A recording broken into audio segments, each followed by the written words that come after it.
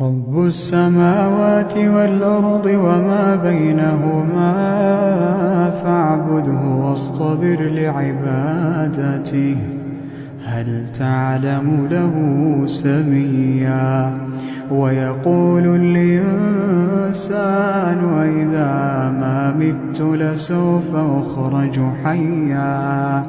أولا يذكر الإنسان أنا خلقناه من قبل ولم يك شيئا فوربك لنحشرنهم والشياطين ثم لنحضرنهم حول جهنم جثيا ثم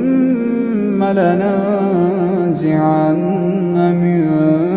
كل شيعة أيهم أشد على الرحمن عتيا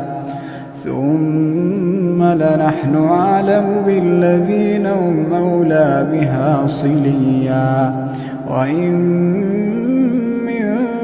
منكم إلا واردها كان على ربك حتما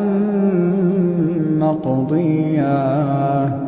ثم ننجي الذين اتقوا ونذر الظالمين فيها جثيا وإذا تتلى عليهم آياتنا بينات قال الذين كفروا للذين آمنوا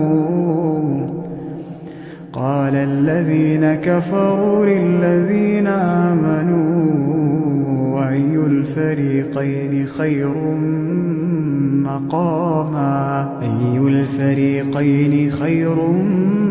مقاما وأحسن نديا وكم أهلكنا قبلهم من قرن هم أحسن